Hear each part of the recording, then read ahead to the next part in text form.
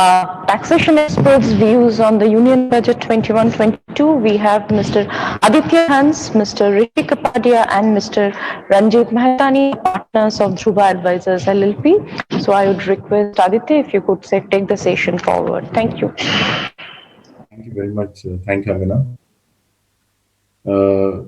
I was listening to the economist session, and it was so enriching, a completely different perspective from how I'll not say completely, it's aligned to a large extent, but also different from how a tax consultant would read the provisions. This is the first budget of this decade, and also labeled as one of a kind budget of this century. That's the way announcements were made before the budget was before 1st of February. It's come in the backdrop of the largest GDP contraction that India suffered in a post-independence period due to the COVID pandemic. If one were to rate the budget considering the market reactions, the stock markets, the equity, the currency, the bonds, it's a thumbs up. But I would say that that's not a complete and a true reflection. Well, this is primarily because of the many changes proposed going forward. It is also because of the host of changes which did not find place in the budget and could have been dampeners.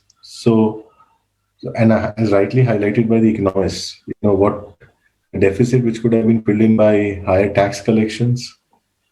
It's been plugged in to some extent, although there is still a very large deficit, but it's been plugged in through non-tax revenues. So it may appear that it's a sort of a grace which has been given to the taxpayers. The corporates are rejoicing. They're enjoying the lower tax rate of 25%. They continue to enjoy. No surcharge, no cess. We were all expecting that there would be a one-time tax, something on the corporates, but rather the government has been kind enough by being lenient to them, letting the 25% rate continue. So it's indeed a carefully thought through and meticulous budget envisioning solutions for a number of major issues. It's also aggressive in the approach of funding one of the highest fiscal deficits through non-tax revenues, liquidating its assets, land banks, PSUs. These are the avenues where it's going to gather revenues from the market, gather resources from the market. And I can tell you, because we were part of many representations, it did follow a consultative approach, because many of the suggestions which we proposed that this would make life easier, we find those representations we made through different industry bodies, we find that to be part of the proposal today. The government committed to push towards minimum government, maximum governance is doing so. Significant announcements included a slew of hikes on custom duty to push the agenda of Make in India. We can see that. And I think so many announcements of customs, although they were not so material, many of them procedural, many of them material, many of them tactical. But yes, it wants to push the Make in India regime. Proposals to divest 2 more public sector banks, a general insurance company, enhancing the FDI limit in insurance sector, decriminalization of procedural offences for LLPs, permitting NRIs to invest in one-person companies, and numerous infrastructure pledges to pole-bound states. I would have reserved the word pole-bound state, but it's the obvious. So some of the positive proposals, but all said and done, that infrastructure would boost the economy, at least in those regions. Some of the positive proposals from the budget on direct tax for the common man on compliance front include scrapping of the income tax return for senior citizens having pension and interest income only, deferring payment of advances taxes in the case of dividend income, as well as an element of uncertainty, and reducing litigation at the inception level by introducing the system of faceless dispute resolution committee. So it's very interesting, someone who's got less than 50 lakh and his tax demand is around 10 lakhs. And assume there's adjustment of 3 lakhs or 4 lakhs and 5 lakhs, and you have to go through the whole rigmarole of, contesting it at the CIT appeal, and it's a faceless process, and so you cannot explain your agony, the state of affairs you are at, how you're facing difficulties in convincing on a simple point. So there's a dispute resolution process where it's sort of, you'll it's not, it's again faceless, interestingly. So I don't know how successful. At least this dispute resolution should not have been made, it should have been face to face, not faceless. But this is also something which is going to be faceless. But yes, the intent of the government is that at least if there's a tax liability of something around less than 10 crore, 10 lakhs, and you are in the income range of 50 lakhs, we'll sit down over a digital platform, explain your position, come to a number, arrive at a number in between, and close it. That's the whole objective. Although the details of this whole scheme are not but when it comes, I believe that's the objective. To provide push on the real estate fund, the government extended interest deduction to first-time buyers, which was there last year. There was a sunset clause of it getting lapsed in 2021. And also extending tax holiday benefits to this company who were providing affordable housing projects. So all of that, due to the pandemic, they've extended it by 1 more year, saying that let it be a full-blown year, an economy where it is jumping and what's projected is 11% growth. So that's what they're expecting. So in that kind of a situation, there would be an optimum usage of this Sabke Liye Ghar. Deemed taxation provisions for difference in stamp duty value and transaction value, because that's going to be more. So if you're going to do more and more real estate transactions, this will come to be more in the light. This will be happening more and more. So it's given a waiver, not a waiver. It's actually the variation which was 5% at one point of time, they extended to 10%, and for at least at the moment they made it 20%. So they want to push more on the real estate sector. While an attempt to reduce double taxation and plug tax leakages, the finance minister proposed several measures like synchronized timing of tax retirement benefits for NRIs returning to India, withdrawing TDS and dividend income of REIT and InvIT at SPV level, and bringing FPI par with other foreign investors. So encouraging more flows into India. Further, paying heed to the request of the industry and demystifying the ambiguities surrounding the provision of the Equalization Levy, they clarified certain aspects. But this budget may not bring cheer to the Aam Aadmi Party or the high net worth individuals. Aam Aadmi, apologies. The Aam Aadmi was eyeing some income tax benefits from this budget, as COVID-19 has burned their pockets in here. So there were salary cuts. Some people lost their jobs after 6 months in September, October. They were all expecting some lower tax rates or something, some benefit, but none of that happened actually.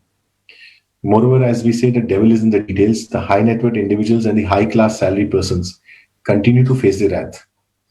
If you remember last year, government's attention went to the employer's contribution to the Provident Fund and how it made it taxable beyond 7.5 lakhs. Because for high net worth salaried people or well salaried people who get good salaries, that was probably one of the only avenues, because buying real estate property and taking the loan, that was also capped to a particular limit. The interest deduction which we used to get.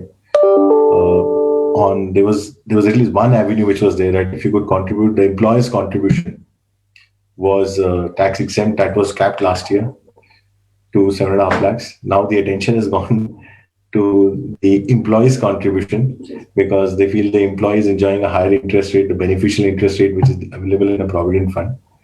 So anything beyond 2.5 lakhs, they are looking at taxing that, the interest earned from more than 2.5 lakhs.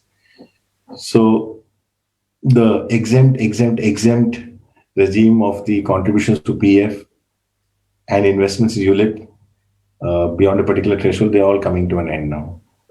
So this is something which if you read the fine print, it was not spoken about by the finance minister. You don't find any place in the finance minister's speech, but it's there in the details. So our Provident Fund, our contribution to the Provident Fund and investments in ULIP, which was probably one of the very few avenues left, the government has plugged that. It's been plugging many other avenues over the last 2 to 3 years. If you look at the budget in the last 2 to 3 years, the salaried class had been suffering, and they've been having this plea that if the corporates are taxed at 25, why are we being taxed at 34%, 35, and even higher rates? So probably, I think so. It's a stepping stone in the direction where you you plug in all the tax planning opportunities, and then you slash down probably after a year or two I'm keeping my fingers crossed on that, but I believe that's the only intention. Or India is moving in the direction of the European countries that the more you're earning higher salaries, your tax rates will go, because in the European countries, if you see, high net worth individuals are taxed as high as 50, 52. And in some countries where the social security is very well and all of those things are very good, the tax rates for high net worth individuals is as high as 67, 70% as well. So I don't know whether India is moving in that direction, at least no hints towards that. But yes, it is plugging in all the tax planning opportunities. The corporate class may cheer as they were tinkering in the corporate tax. There was no tinkering in the corporate tax rate. It has a couple of measures which may this could have dampened the mood if they were tinkering with that. To start with, disallowance of deduction on goodwill in merger transactions on a plain vanilla basis and not providing relief for genuine transactions which are not under common control. This is something I don't know. So there is a favorable Supreme Court ruling which my colleague Rishi will discuss in detail, and everyone has been taking advantage of that.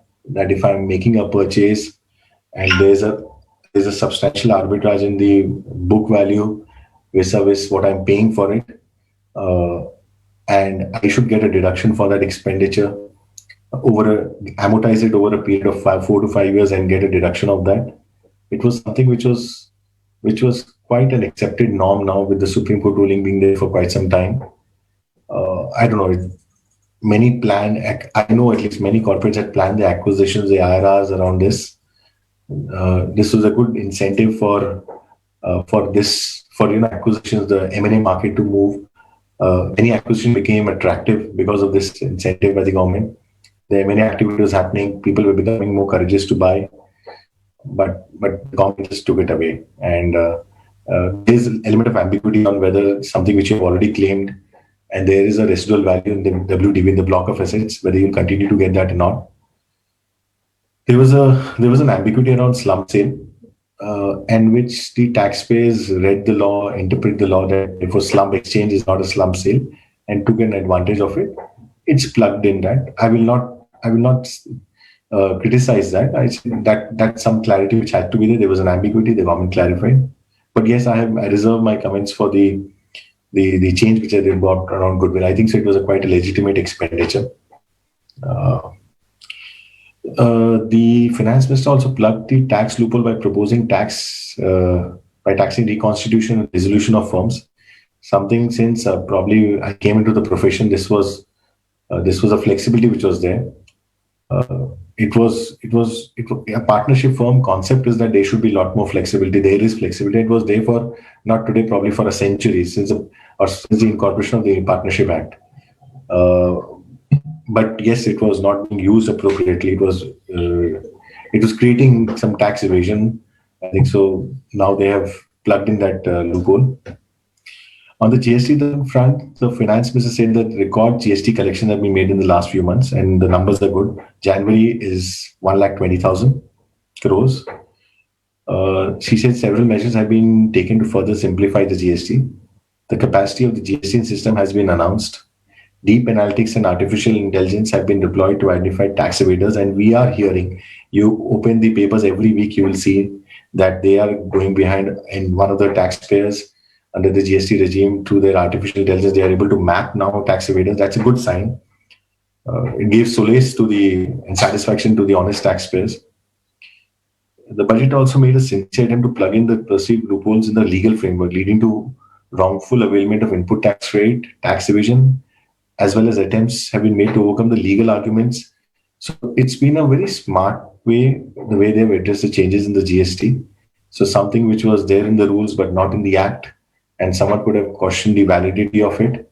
They have now sort of brought most of the changes through the act rather than the rules, limiting the amount of validity challenges that or writs which could have availed.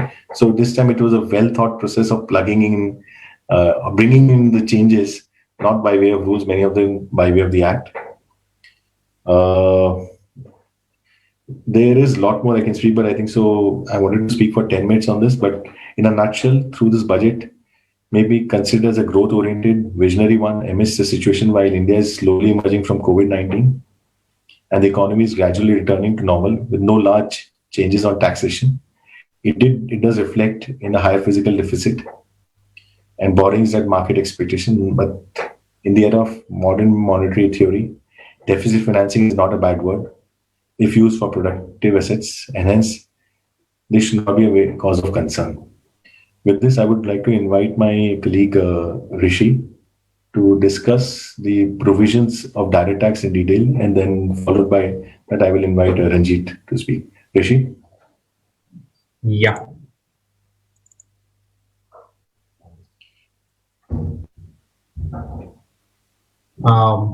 Is everyone able to see the screen?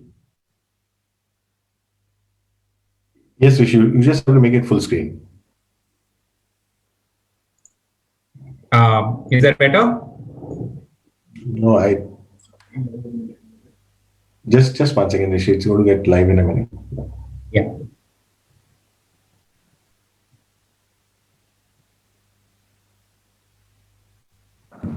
Yeah, Rishi. Hi, good morning, everybody. Are you able to see the screen? Yes, Rishi. Yep. Okay. Thank you. Thank you very much, Aditya. I think you summarized the budget and what it means for the common man, for businesses pretty well. I think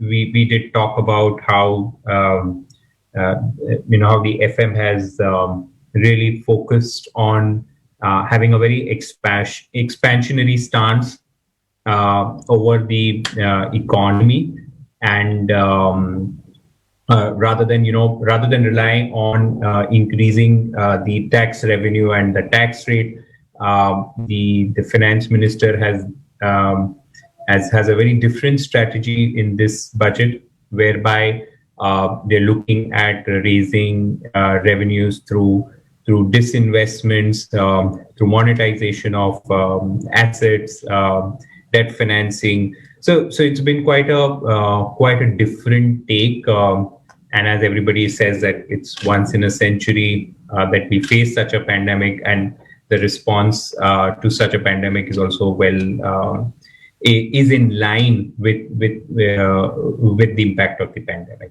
So I think that's what's there really in the budget, and yes, we've seen the fiscal deficit numbers and how it's really likely to move. The FDI in insurance is raised to 74%, which is a move to really attract competition. At the same time, you're also looking at a divestment in LIC, and one of the largest IPOs that the country will see. So it'll be interesting to see how the insurance space really spans out over the next few years. Just jumping into the direct tax proposals, I think Aditya gave a very good snapshot. There have been in this budget, what we've seen is basically a lot of promotion or a push for IFSCs. So IFSCs, basically, there were many, a lot of the funds are located in jurisdictions like Mauritius and Singapore, and there, while IFSC offered incentives, you wouldn't see a lot of relocation happening into the IFSC because of the lack of clarity on capital gains on such relocation. It has now been provided that if there is a relocation of the fund from an offshore location into the IFSC, there would be capital gains tax exemption available. Not only that, when there is a subsequent exit by the investor by selling the shares of the Indian company, a capital gains tax exemption will be available. The losses of the Indian investee company will not lapse on account of change in shareholding and change on account of this migration from an offshore location into an IFSC. Continuing with that, there have been a certain other incentives which have been offered in IFSC. So if you have a offshore banking unit which sets up an investment division in the IFSC, which is registered as a Cat 3 AIF, then that would also be eligible for capital gains tax exemption. There are certain incentives which have been offered for aircraft leasing. A lot of aircraft leasing would happen through traditional structures set up in Ireland because of the treaty exemption. But the government really wants to set up an aviation base in the country, and therefore there is a royalty exemption which is available to a non-resident from undertaking leasing aircraft in an IFSC unit. In turn, if the IFSC unit is also leasing it to a domestic company, then the IFSC unit will enjoy a tax holiday. All these exemptions are available provided the unit commences operations before 31st of March 24. Another interesting aspect of this year's budget has been on the sovereign wealth funds and pension funds which are investing into India. So there has been an expansion in the eligible avenues, and certain conditions have been relaxed. So, for example, if the sovereign wealth fund would have invested in AIFs, then the earlier condition was that the AIF in turn should invest 100% in specified business, which basically means the infrastructure sector. And if that were there, then the sovereign wealth fund would enjoy a tax exemption. That threshold has now been reduced to 50%.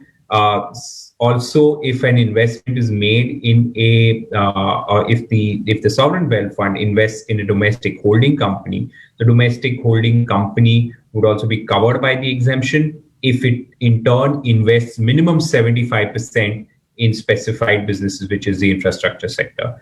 Similarly, if the pension funds and wealth funds are sovereign funds are investing in NBFCs, which are registered as IFFCs or infrastructure debt funds, they would also enjoy an exemption, provided the NBFC does a minimum 90% lending in the infrastructure sector.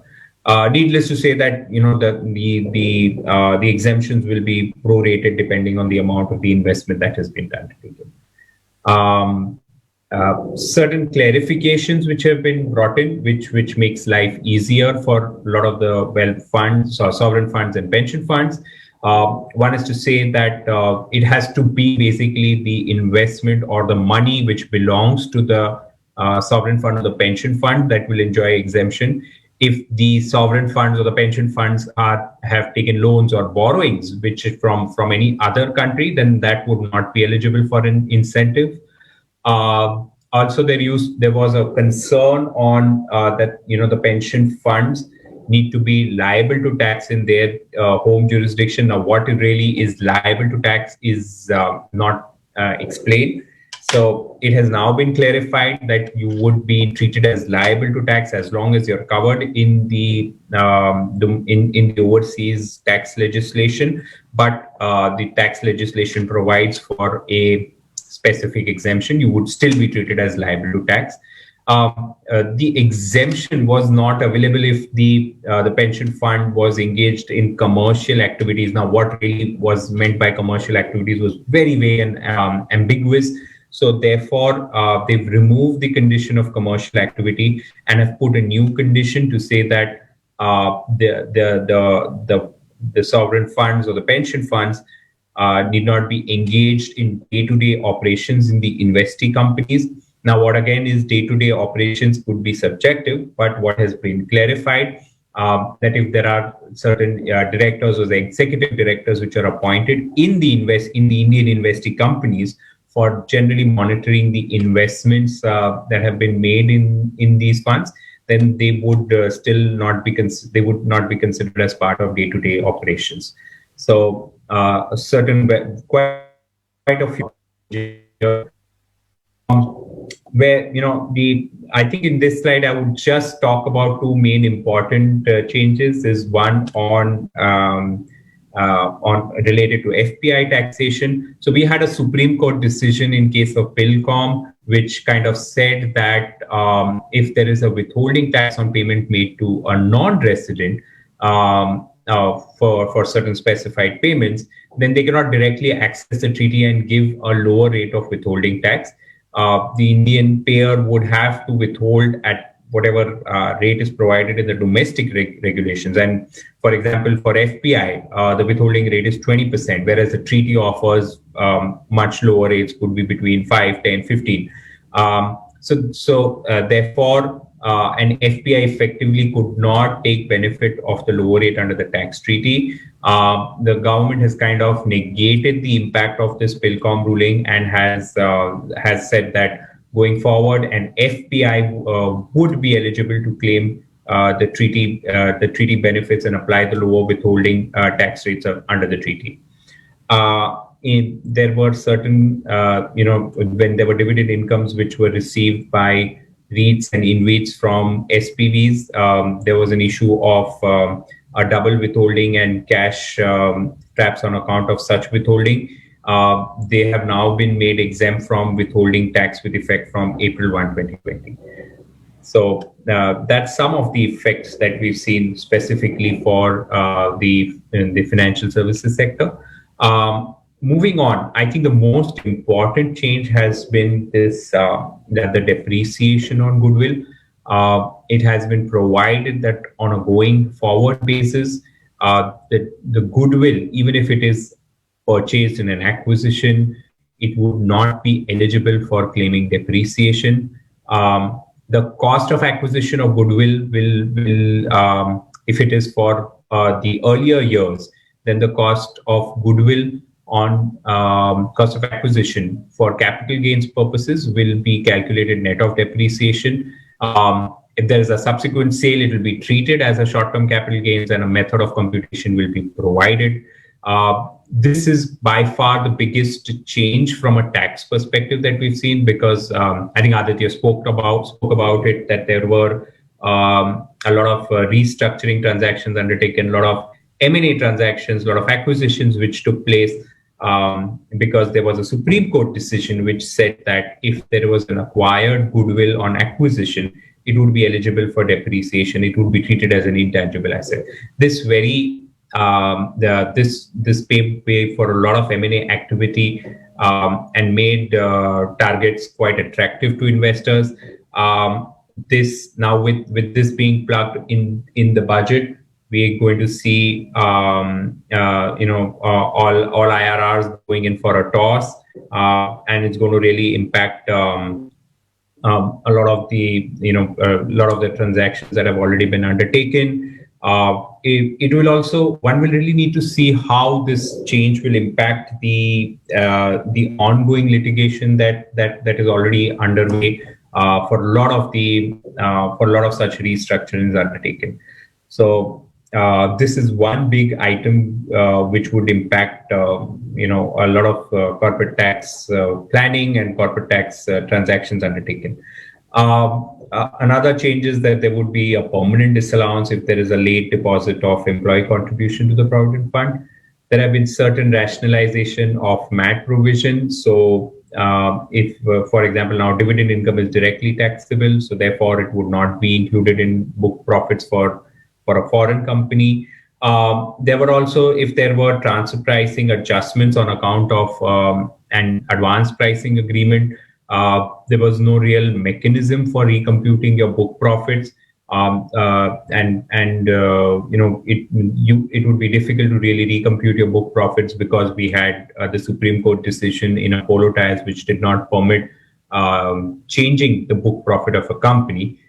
It has now been provided that if there are changes on account of a secondary adjustment or an advance pricing arrangement, then by making an application to the assessing officer, there can be a recomputation of the book profits for the previous year, and an appropriate mechanism will be provided on how to go about it.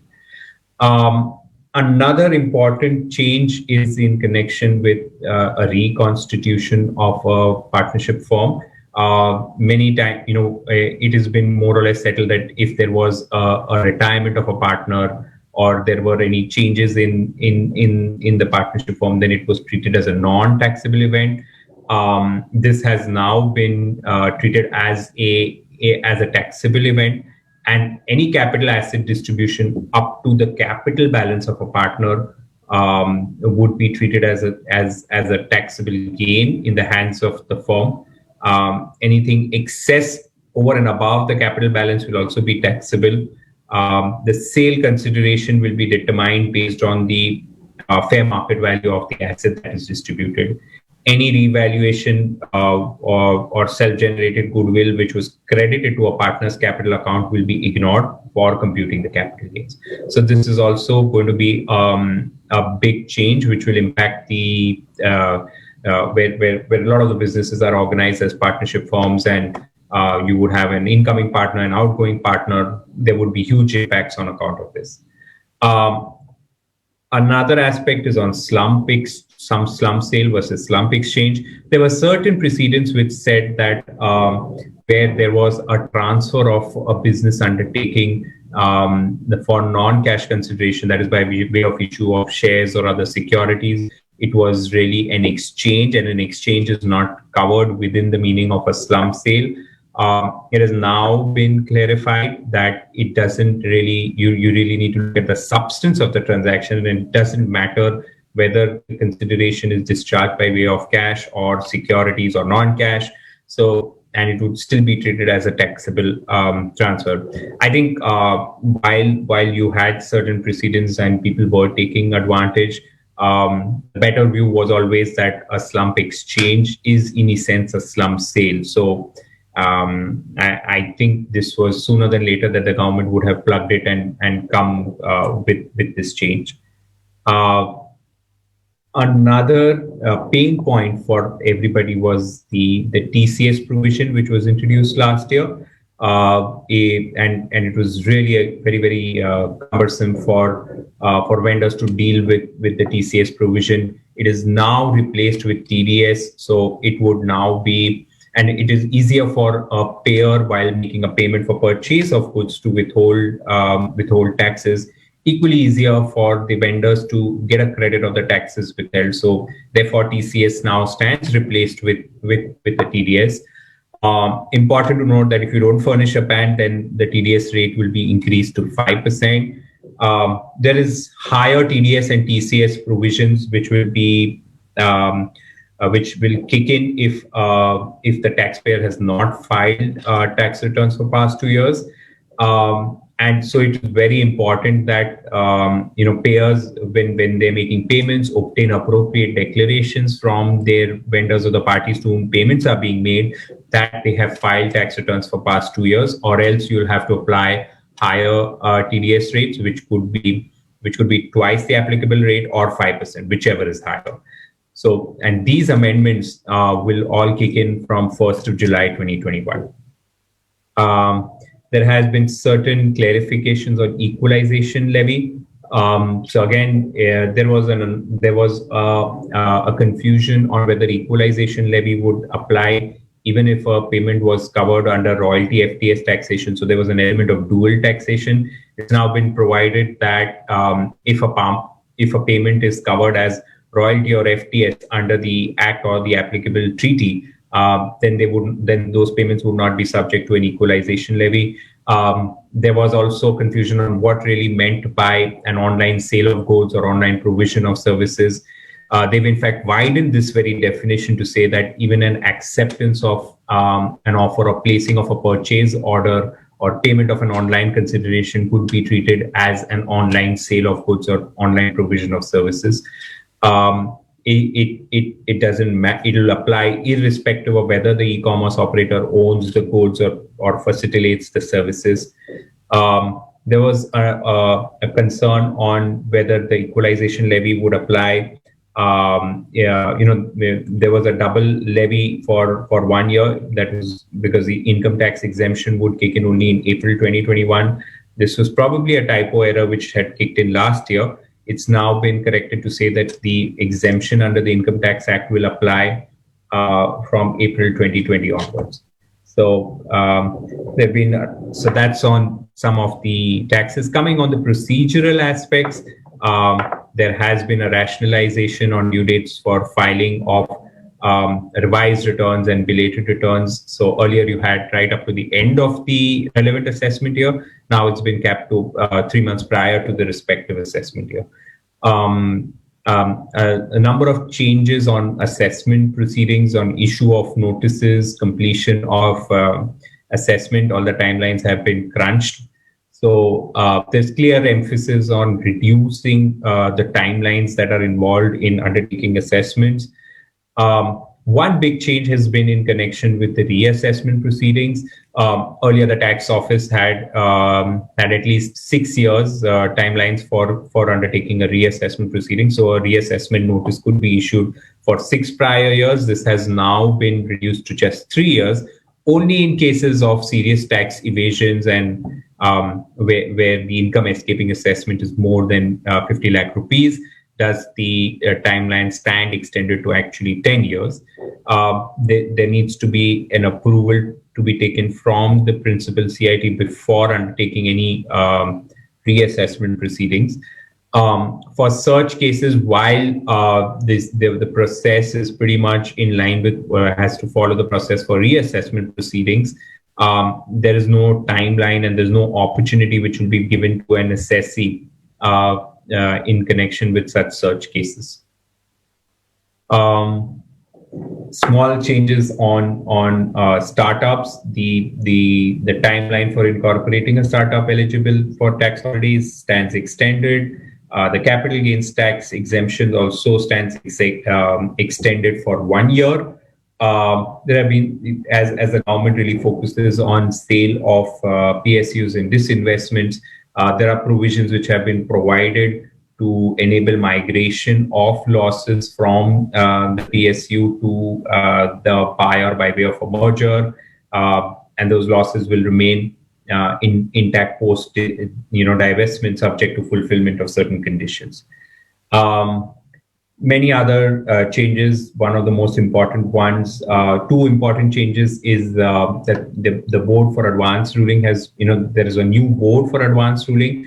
Earlier, we had High Court judges, which constituted the AR. It will now be under the new board. It will be ex-tax commissioners. So I think it's what happens to the advanced ruling mechanism will really need to watch out for, because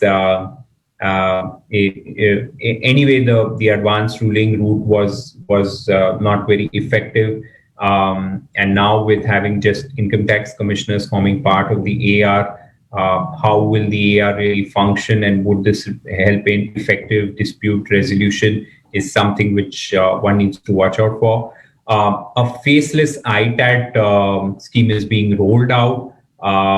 This again will be important to see, because earlier you had the opportunity to go face to face before a bench and represent your matter. In a faceless scheme for appeals, you really lose the right of representation, and one really needs to see how this will pan out, and whether this stands the right for, whether it is constitutionally valid for invoking such a faceless ITAT scheme. There have been certain dispute resolution mechanisms for small taxpayers, some deductions for affordable housing extended, tax audit limits increased, no interest for on shortfall in payment of advance tax, which is mainly on account of your inability to estimate how much dividend income you'll earn during the year. So I think those are some of the key changes on the direct tax side. I'll now hand over to my colleague Aditya to run through some of the indirect tax changes. Thank you. Thank you, Rishi. I think so. That was it was a power punch, power packed presentation. Within 25 or I think 35 minutes, you literally covered all the changes which were proposed by the Honorable Finance Minister on direct taxes.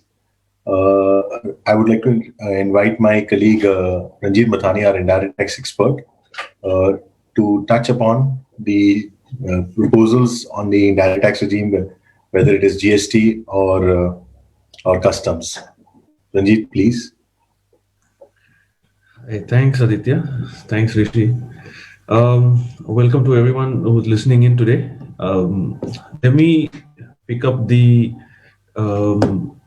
indirect tax changes proposals that have been made yesterday in two parts. One is the GST and one is the customs and the customs related amendments. I will need a moment to just put up the slides. Just please bear with me.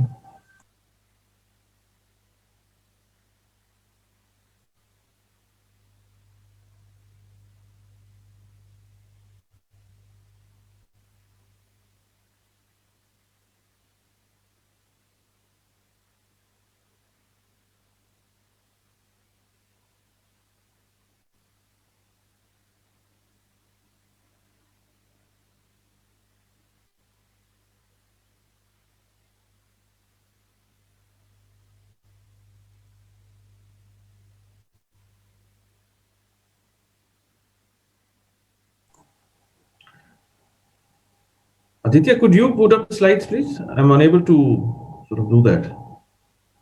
Yeah, just a minute. Yeah, thank you.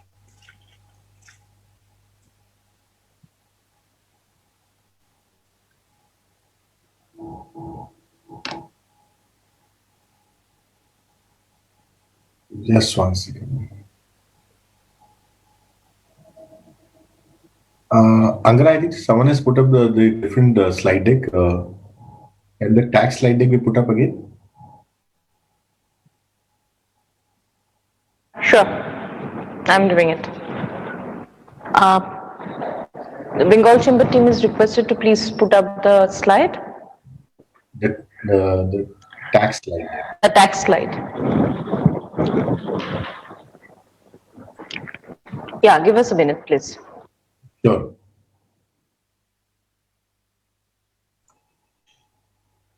Okay, so while the slides will come up, I think we can go ahead and I can maybe begin the first set of points that we have in terms of the GST law.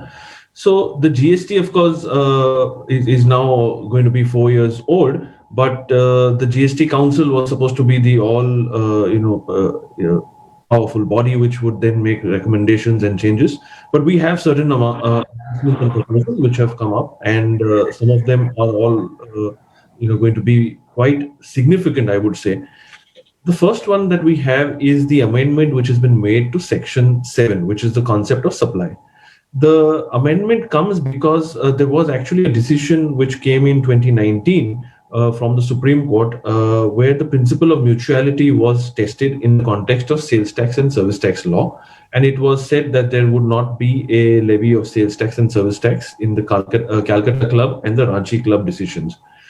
There was a doubt as to what would be the position in the context of the GST law.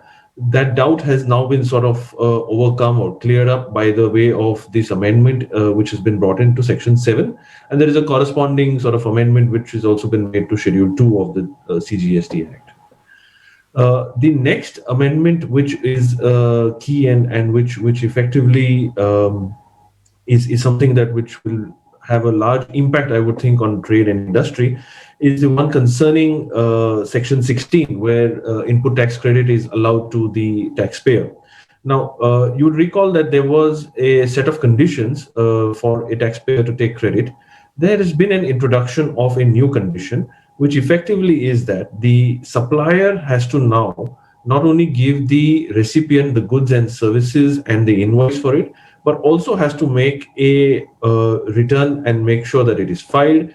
And once that return is uploaded and filed, in a way, a manner of speaking, there is a communication made to the recipient. And consequent to that, is credit then going to become available? Now, what does this mean?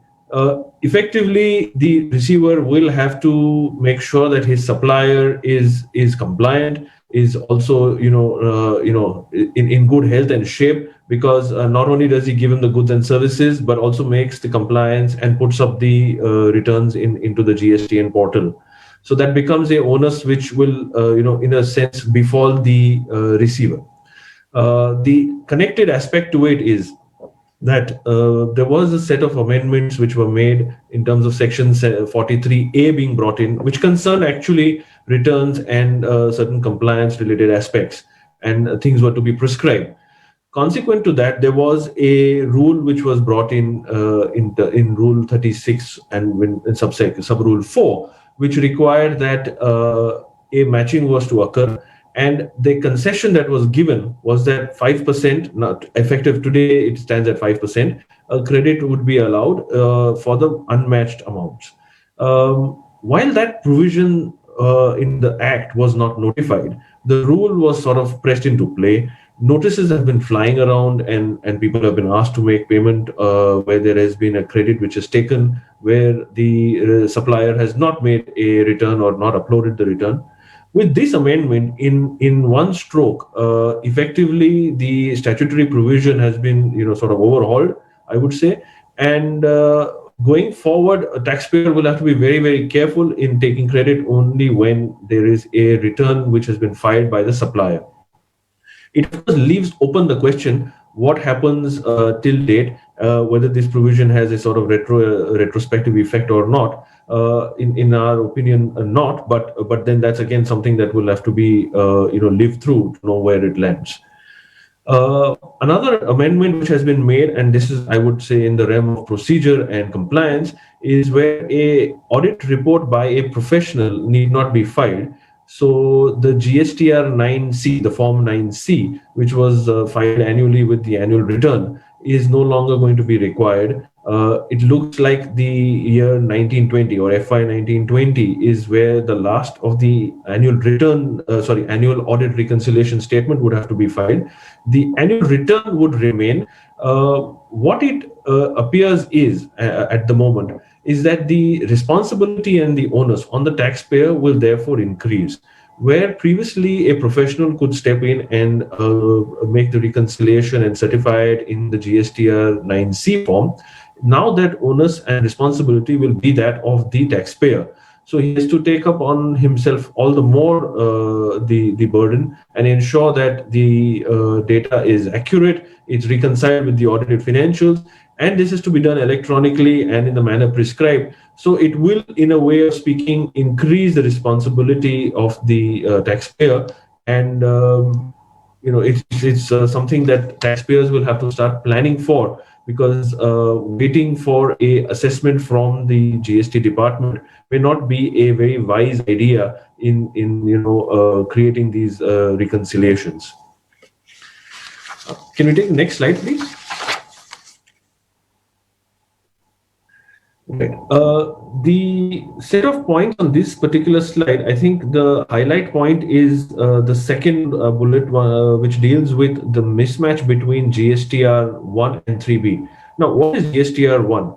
If you step back into July of 2017 and even before that, the entire matching concept was at the heart of the GST regime. The fabric and design was such that a supplier would upload data, and the receiver would then be able to sort of download that data in the return that he would have sort of created out of the portal, and then that matching would finally result in his final return for the month. That was never to be. We had a situation where the portal could not take that load. And then there were certain other technical glitches. Now, we in the interim therefore had GSTR 1 being filed and 3B being filed, which was a summary return of sorts. There have been situations where the 3B, which is the tax payment return, and the GSTR 1, which is the outward supplies return, have a mismatch. In situations, it can be genuine, it can be a arithmetic error, a factual sort of problem, but there are cases where the taxpayer is unable to make payment for various other reasons, including the inability to shell out the cash. Now, what it means is that if you were to declare something in your GSTR 1 and therefore acknowledge that there is a tax liability upon yourself and not have that paid out in the 3B, whether through the adjustment of input tax credit or even otherwise in cash, then you have a situation where the recovery will be, in a manner of speaking, triggered almost immediately. Why I say immediately is because the amendment that has been made, effectively, this is in section 105 of the finance bill. The amendment that is made into section 75, which deals with determination of tax. Now, the explanation that has been added is added in the context of the subsection 12, which deals with notwithstanding provision. So subsection 12 in its basic text as it stands, even without the amendment, is notwithstanding that which is contained in 73 and 74, section 73 and 74, which deal with issuance of notice and proceedings in that regard. Now, it seems, therefore, that a mismatch where you acknowledge a self-assessed amount of tax that is liable to be paid but is not paid will be able to be recovered in quick time, effectively, without really going through much of the motions, it seems. This is something which will become a pain point for industry at large, and therefore businesses and trade and taxpayers must take care that when they're filing their returns and they're uploading all of their information, there is a reconciliation which is clear and always available. There have been certain other changes that are there in terms of section 50, which is more clarificatory as to say the tax that is to be, the net tax that is to be paid by a taxpayer for a particular period, only that will attract the interest liability if there has been a delay. Certain amount of powers have been enhanced in as much as provisional assessment attachments can now be resorted to protect the revenue's interest in certain situations as have been specified. And all of these will, of course, aid the department in making recovery, making sure that there is no slippage of reporting, and there is also no leakage in tax. Can we take the next slide, please?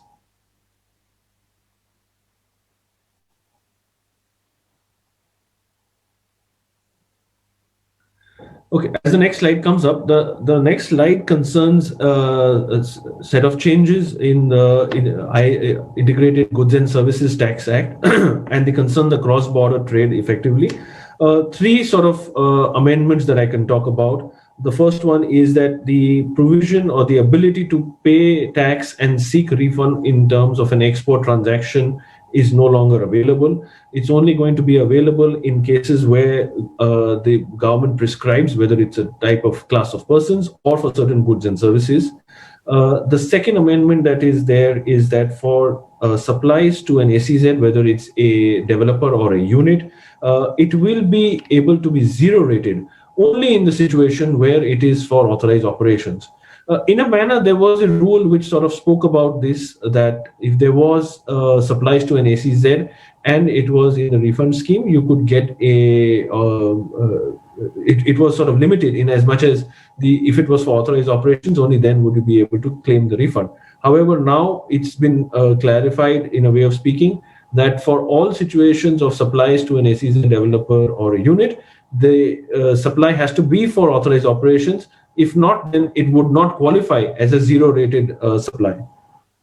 The last of the changes in the IGST Act concerns the refunds which may have been granted to a exporter of goods who may have received the refund from the government upon payment of tax, but has failed to collect the foreign exchange as has been prescribed in the FEMA. If there is a situation where he has received the refund from the GST department and has failed to realize the foreign exchange, there will have to be effectively there will have to be a payback in as much as the amount of refund that he has pro rata claimed. Taking up the next sort of set of points on the slide, which concern more, I would say, situations of practice and procedure where the confiscation is to be ordered or detention is to be ordered or seizure and release are concerned, or then the penalty is sort of to be imposed in cases of conveyance which has been detained, etc. So broadly, the amendments are like this, that the separation of tax recovery for a sort of situation where it appears that there has been non-payment of tax is to be delinked from those concerning detention, seizure, confiscation, and release. Also, what is sought to be delinked is the confiscation itself from the act of detention, seizure, and release of the cargo and conveyances. So these are administrative in a way of speaking, but they will in a way clarify the way forward and the procedure that has to be implemented, because there was a lot of confusion, and when movement of cargo was occurring, there was a lot of debate around those points. High courts have had to step in time and again, including in the earlier part of this year, in January, in I think it was the 12th of January, where the Kerala High Court had to sort of lay down guidelines and situation of when and how the confiscation is to be made, in what way the process must take forward once there has been a detention and the seizure of the conveyance and things like that. So these set of amendments will sort of make it clearer as to how those are to be operated. Can we take the next slide on customs, please? The next one, please. Right, customs. It's got sort of two broad, broad bucket, I would say, amendments that have been proposed. The first to concern the rate or the sort of impact that would have to be there in terms of the customs levy itself. And the second are the trade facilitation measures that are there. So talking about the first one, which concerns rate, there have been a set of changes there. So first is that to boost the domestic manufacturing and to give India its place in the global, sort of platform, there has been a tinkering of certain basic customs duty rates, which will only support the Indian manufacturer exporter, especially maybe in the renewable energy and the auto sector. Along with that, there has been an introduction of the Agricultural Infrastructure and Development Cess, the AIDC. The manner in which this is to operate is it is effectively going to sit shoulder to shoulder with the BCD. So, for example, for alcoholic beverages, which were previously attracting 150% of BCD, they have slashed that down to 100%. And to 50%, and the 100% is now going to come up from the AIDC, the cess. Now, effectively, it means the consumer or the sort of importer will have no differential extra duty to pay. Maybe in one odd case, there is some sort of a differential greater impact. But largely, the idea has been to keep the impact at the same level as it was prior to that date. Now, one would ask as to why this has been done. The one guess is that a cess would not have to, be shared with states. That doesn't devolve to states, and possibly that's the reason why the BCD has, in a way, been split into there, and the cess has been brought in. And maybe the other reason and aspect is that the intent and the sort of stated intent is that it is to finance agricultural infrastructure and certain other development expenditure for which a fund was needed and so is being identified and created.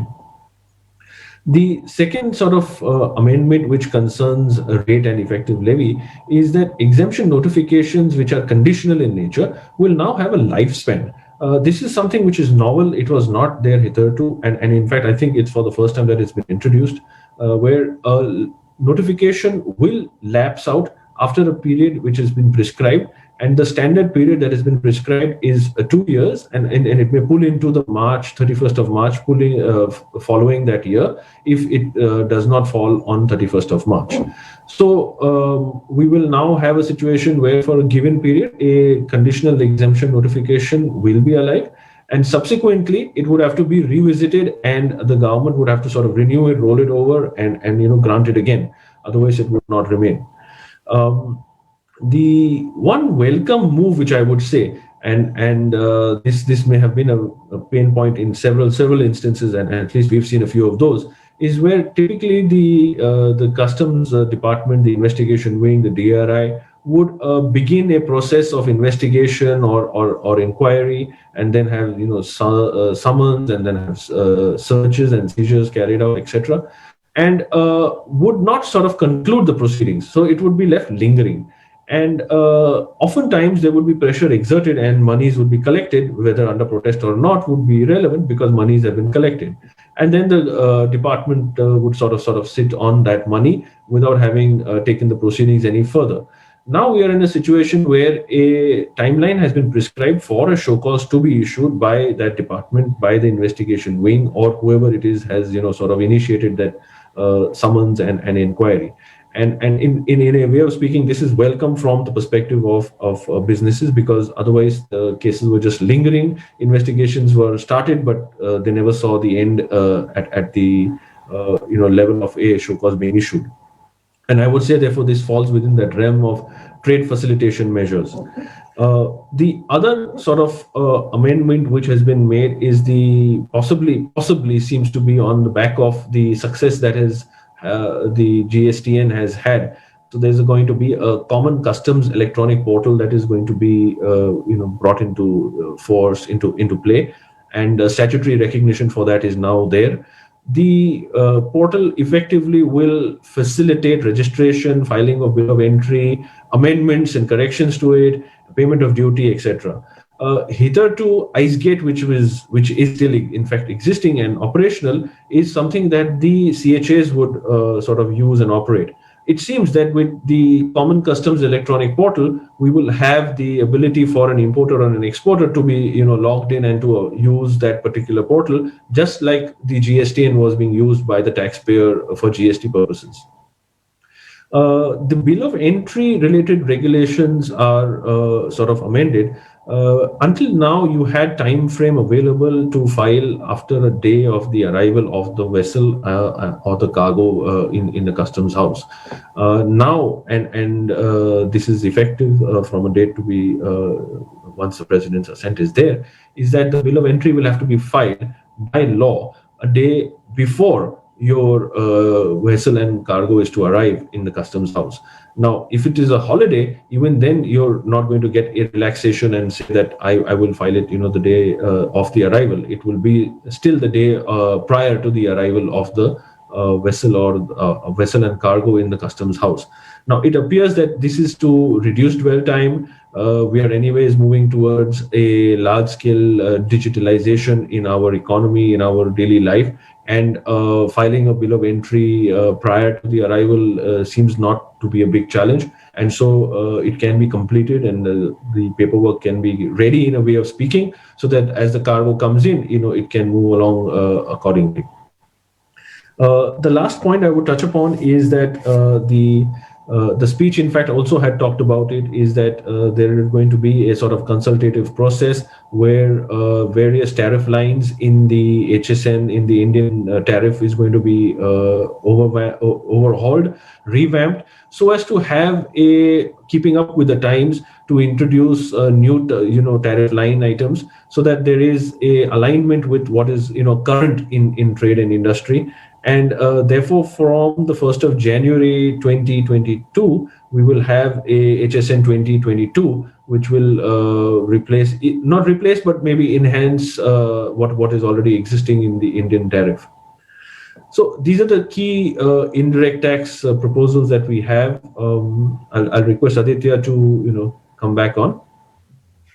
Thank you, Ranjit. I think so. That was really fast, but probably every bit of it, and I believe the whole audience would agree, we got a hang of every bit of it. You picked up the right things, you discussed the right things, which concern the corporate world today, which concern the government also. So how government is attempted to plug in those, the challenges around customs. It's already walked that part on GST to a large extent. Now it's doing that on customs as well. Angana, can you help me? There are 2-3 questions. Do we move into the next session, or do we address those questions? What do you suggest? Because there are some in the chat box. So if you think that they're relevant and you can quickly address, you may maybe a couple of. Yeah, Rishi, I have a question. There are 2 to 3 questions, and the most the most popular question, which has been there since yesterday, has been. Well, they understand the saga, around depreciation on goodwill not being available henceforth. So obviously there's a separate debate which has been created, whether you will continue to get that or not, or whether it's from 2021 or which date. But the question is around this the person who's asking the question is accepted that fact. Is only question is around intangibles, other intangibles like patents, trademarks.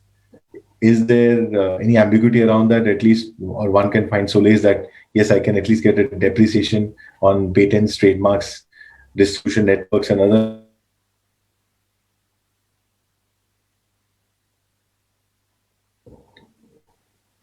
Rishi, you're on mute. You're on mute.